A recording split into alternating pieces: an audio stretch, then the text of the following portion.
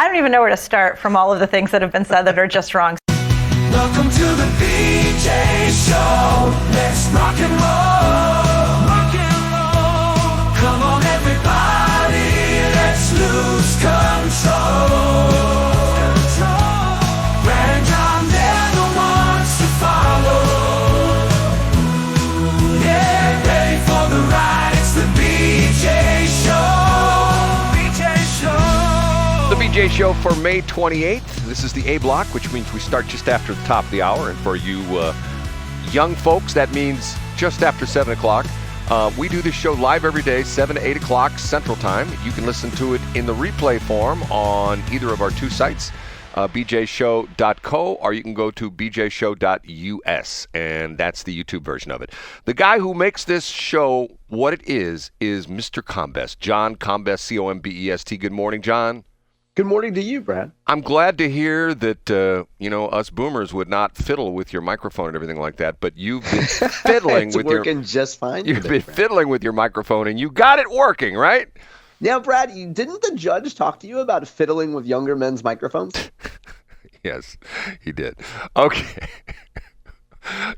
I told you not to bring that up. Okay, John, every single day of his life, puts together this incredible site, johncombest.com, C-O-M-B-E-S-T, John, J-O-H-N, .com is .com, in case you don't know that. And he puts it up on his website, and you can peruse it. There's dozens of stories on there. But what we do is we bring this guy in right here. What's your name, sir? I'm Casey Kasem. And he starts a countdown. Now, how do you do that? Now on with the countdown. He's in a hurry to get moving, John, so we can't get in his way. We'll start with number 3, but you know what? I have a feeling I know at least one of the top 3 this morning. But we'll just have to wait and find out. Here's number 3. In third place, the best lead of a political story this week, I think, will go to Joe Holloman of the Post-Dispatch. Joe's going to be the early favorite because here's his lead to a national story. Like death and taxes, former St. Louisan Ed Martin making the news qualifies as a sure thing. That's right, Brad. Our friend Ed Martin, former chair of the Missouri Republican Party, former St. Louisan, former radio host on the Big 550, KTRS. Ed Martin is in the news once again. Now, if you and I talked every day about Ed Martin's news controversies, well, we would talk about Ed 5 days a week, and I would link to Ed Martin stories 7 days a week. But I don't, because most of the time they just involve DC stuff, right? And for folks who don't remember, Ed Martin was originally going to be the permanent acting U.S. attorney in Washington, D.C., but that got scuttled, so to speak. There were some folks in the Senate that didn't want that to happen. So President Trump put Ed Martin in charge of studying how the Biden administration had weaponized the federal government against conservatives. He also put Ed Martin in charge of pardons, figuring out which folks that were involved in that January 6th panty raid at the Capitol, which folks might get pardons. So Ed is in the news once again because last week, federal authorities arrested a Washington, D.C. lady, a 32-year-old gal named Emily Gabriella Summer, because on May 8th, she allegedly went up to Ed Martin while he was being interviewed on camera and spit on Ed Martin. Really? You say, John, that's not too out of the ordinary that leftist people would do crazy stuff.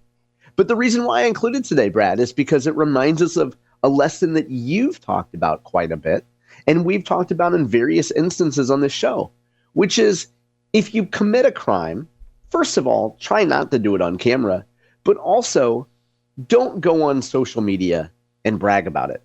And this woman, Emily, went to Twitter, aka X, and said, quote, Ed, that was me that spit in your face today in front of your not USDC. She goes on to say that it was a, quote, pleasure to hawk a dehydrated, pithy white foam spit into your face. And she uses some other not too kind phrases to describe him. One of them, Brad, that I think is inaccurate is she calls Ed Martin a cuckold, which is, comes from the cuckoo bird and the story about how, cucks raise offspring that are not their own, whether they're a cuckoo or whatever. I don't think of all the things you could call Ed Martin, I don't think calling him a cuck would be appropriate. But this lady's a bit unhinged. And, Brad, she took her crime, she bragged about it on social media, and then the Fed said, okay, well, for proof that you did this, here are your tweets showing that you did this. Brad, do you think it's pretty smart of her to at least take credit for it? I mean, maybe she could become a hero among the left, don't you think? I don't get things like this, John. I really don't. What do they charge her with? She's been charged with assault. So technically it is assault of, let me bring the charge up here real quick. Yeah, so it's assault on a federal, assaulting, resisting, or impeding a government official. So I guess spitting on someone, well, you're impeding him, doing a television interview, which is pretty important. But that's assaulting. I think if you spit on somebody, I think that's common to consider that assault. So is that a misdemeanor or a felony? She is charged with, let's see here. It doesn't say, actually, I don't see on here exactly. It's just one count of assaulting, but I guess it's got to be more than a misdemeanor. I mean, it's a government official and Ed's a federal official. Okay, so, this is what I don't get about, and John, let's be honest. They exist on both ends of the spectrum. We talked about the horseshoe theory. Remember the horseshoe theory of... For sure, yeah. We talked about that with Timothy McVeigh was a good example of that, where the far right meets the far left. Right, exactly. And if you look at a horseshoe, most of the people are in the middle, but then you have your people, as the horseshoe curves around, you have the left and the right that are far apart. But the extreme left and right at the bottom of the horseshoe, if the loop's at the top and the open end's at the bottom. Yeah, and your point, Brad, I think, to get to your point, which is that we shouldn't elevate a certain class of people, for example, government employees, and saying an assault on them is worse than an assault on a general citizen. No, I'm saying I don't get people that do stuff like this. So she was being interviewed. There were TV cameras there, and I would assume the TV cameras caught the picture of her doing this, correct? Or was it? They did, yeah. Okay, so, and then she brags on X, okay? So what attorney is going to take this case and going to say, I'm going to show that she's innocent. I'm going to show that it wasn't her. I mean, I know attorneys. Yeah, I think a public defender is going to be assigned to this and say, hey, lady, you're in trouble. It's just like the people that are, it's like, as a matter of fact, I was listening to 97.1 this morning. They have their update on this, what's the guy's name, Howells, that stuck the sticker on the dudes? Yeah, William Howells and Christian Kirk, who, by the way, Christian Kirk, it appears, has deleted his X account. Really? Yeah, I went there the other day because I wanted to see if there was an update on it. And Christian, it looks like, deleted his X account. Do you think he was taking too much flack on that? Yeah, maybe. I mean, he didn't seem like that political of a guy. I interrupted you, though, Brad. I'm sorry. You were listening to 97.1. Well, no. They were talking about this. And once again, it's one of these things. It's like, okay, I have a theory on things like this. You know what my theory is? What is it, Brad? These people aren't busy enough. They need something to keep them busy. Yeah. But hold on, Brad. Don't you think if you're this woman, and by the way, her X account is still up. I'm surprised she doesn't have more followers, considering that she attacked Ed Martin. But it's she goes by, I'll just say this, we can't say this. You know how sometimes you call somebody a leftist? You might, if they're to the left, you might call them a leftist. Yeah. She calls herself left, and then she puts another T in there. Like, I guess that's supposed to be a feminist thing, like she's making a breast reference. So I guess she wants you to know that she's not just a leftist, but she's also a woman. And she appears to be a biological woman. But I'm guessing if you're her and you're, maybe she's a little touched by an angel, you know what I mean? Maybe she's somewhere on the spectrum. Maybe she thinks that, I mean, she obviously knew she was going to get caught, but maybe she wants to be a hero. And maybe she wants people to say, yeah, that's right. You tell Ed Martin what's going on in this world.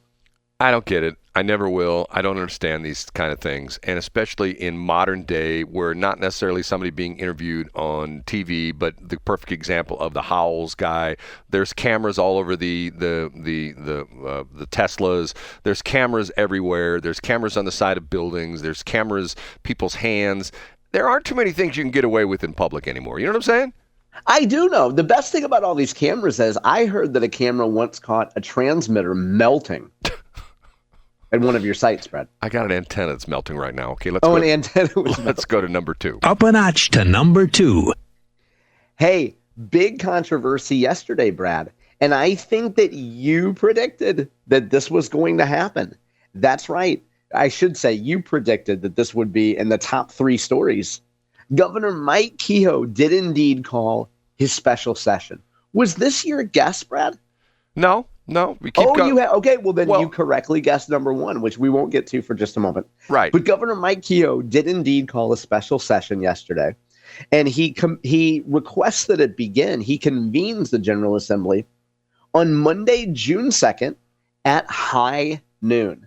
And Brad, I want to bring a quote here for you, which is, we are proud of all that the General Assembly accomplished during the regular legislative session, but there's still work left to be done.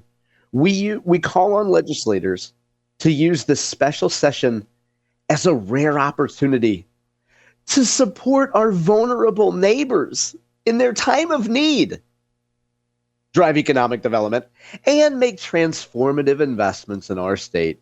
This work is too important to leave unfinished. Brad, let's all get together, help our vulnerable neighbors also get billionaires a little bit of money for sports stadium, and also invest in the economic future of our state. What do you say, Brad? This is his sideways way into the special session because this is about tornado relief. Isn't that essentially what this is about? Yeah, Brad. Yes. With just a little side note of the Royals and the Chiefs and a little bit of money for the, major professional sports teams. But really, Brad, don't you want to focus on our vulnerable neighbors in need? I heard a guy yesterday on another station talking about the fact that here the city of St. Louis is sitting on let's call it's more than $250 million, but $250 million. Okay. How much of that money could they go through and say, okay, all you people that got your houses destroyed and you don't have insurance or you're underinsured or whatever, the city's going to take care of you because, we're turning this place around. And we got our butt kicked with this tornado, and maybe this is the point. Or remember I told you the story that I heard the experts say that when the city hits 250,000 population, they're like, think of 280 or something like that. But when it hits 250, that's the turning point that people go, okay, we can't do this anymore. We got to turn around. It's sort of like the line in the sand kind of thing. I don't... What's the state going to do? The state's going to come in and like you refer to this all the time, the people that back in the day that built their houses on the floodplain with no insurance and they get flooded out and the government would come in, we'll rebuild your house again. And then there was the deal where years ago, what was that city down in Southern Illinois where they actually moved the city? You remember what I'm talking about? There across there's Cairo and there's Haiti down there, right? I can't remember the name of the city. I don't think it was Cairo's in the same problem, but there was a city that was down on the floodplain in Illinois, and the feds and the state just essentially said, "Hey, we're not doing it anymore." They moved the entire city up onto the but bluff. Your point is, and my point is that there'll be a bailout for this. Oh yeah, which is sad because. See, the other interesting thing about this is there's an interesting thing I thought about this last night is that the news article came out yesterday or Monday or whatever day it was.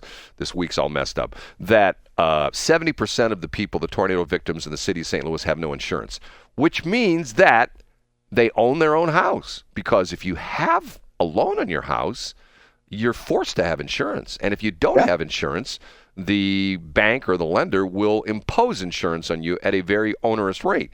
So most of these people own their houses, which you give them credit for. They own their house. But they should have insurance. We talked about that yesterday on B Block, Brad. Right. I mean, my opinion is too bad. Like, if you don't have insurance, like, what are you thinking? Well, it just goes to like what was the name of the show on Tracy Station 93.3, the two ladies, what was the Iron Shield Maidens. I was going to say the Iron Maidens, but the Shield Maidens. and who was it? What was the one? Her name's Susie. Was that the name? Stacy, but you're close. Yeah. Stacy. It's got an E on the end. Like Tracy, Stacy, Susie, that kind of stuff. Okay, so they're heading in the right direction because of the fact that now I do feel sorry for the senators and the reps. Just when they thought they were off for the rest of the year, they got to go back to work. They got to go back, and nobody gives them credit for that. You know what I'm saying, Brad? Yeah, but they get their per diem, though, right?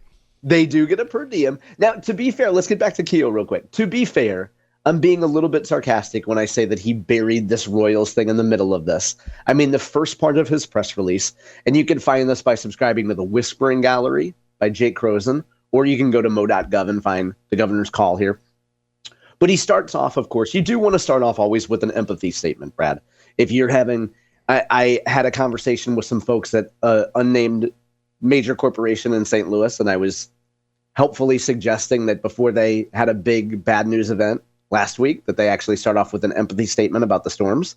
So you always want to start off with an empathy statement, which the governor did here. And then he has been very clear and direct about the fact that, look, we're here to pass this for the Royals and the Chiefs because Kansas is making a strong play for them. So I don't want to suggest that the governor was burying his request for the Royals and Chiefs, because we know that that's what this special request is all about. And Brad, yesterday, we also mentioned that the governor would likely add a few other goodies to this in terms of economic incentives and, projects for folks back in their district. Governor Kehoe's call also includes money for $25 million for University of Missouri for the Radioisotope Science Center, which is a big deal there. And then money for other projects that were in that House Bill 19. So in other words, Brad, the governor knows that he needs as much help as he can get to get this to pass.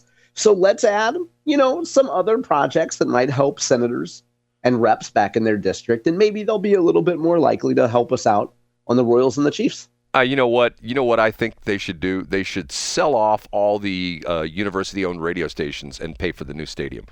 Not. Hey, I heard that KWMU only has 1 hour of local programming a week. That's it. Okay, that's per day. Okay, here we go. Number one. The number one. Big news yesterday in the state of Missouri. Missouri Supreme Court has taken an action, Brad, I want to make sure that I say this accurately, has taken an action that led Planned Parenthood to temporarily pause abortions in this state. Brad, did you predict that this was going to be in our top three? Of course, John. I mean, you knew it. It was big freaking news, right? Right. Abortion. That's all we heard.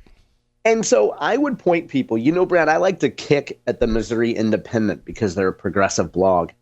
That said, Jason Hancock of the Missouri Independent put together what I believe is the most clear, plain language version of explaining exactly what happened with the announcement that was made yesterday. I should say the ruling that was made yesterday by the Missouri Supreme Court.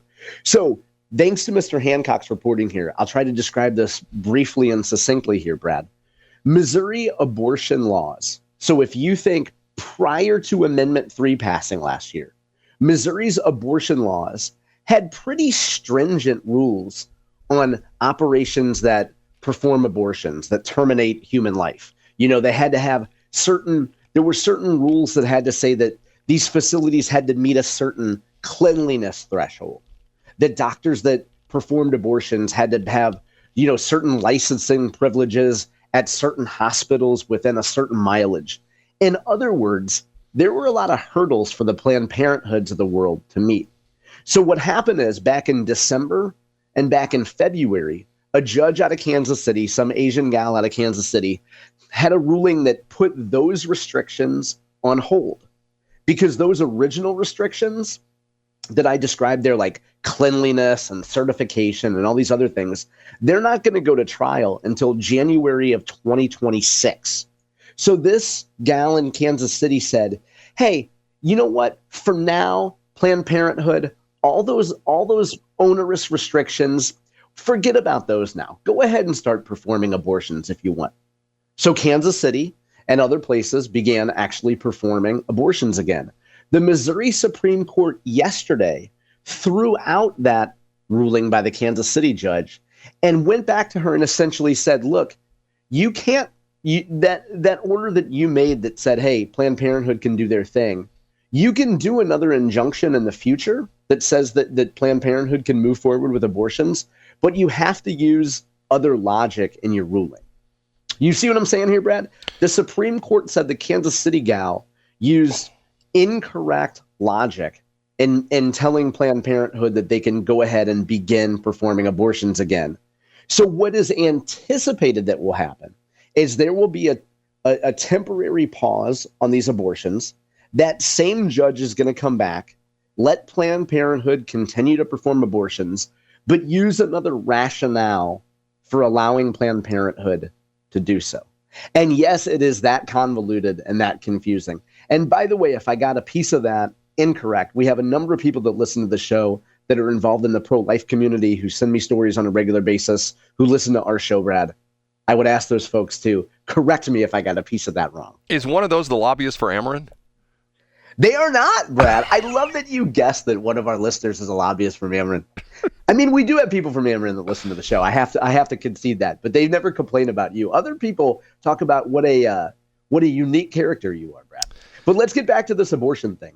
It seems like, Brad, and again, Hancock did a really good job of describing it, and I'm not describing it as clearly as Jason Hancock did in this piece, but it appears as though abortions are temporarily paused, which is good news. Sam Lee from Campaign Life Missouri was celebrating it. AG Andrew Bailey was celebrating the state's at least temporary win on this.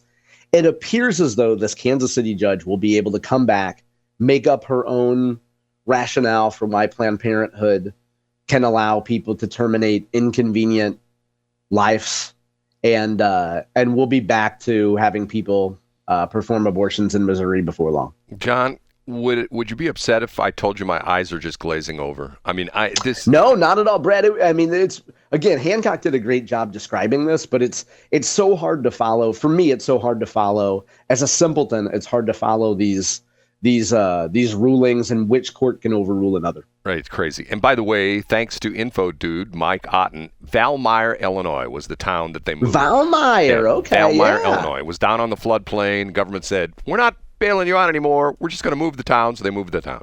So that's what they should do. Okay, we're way behind schedule, and it's all my damn fault. So we have to take a break. We'll be back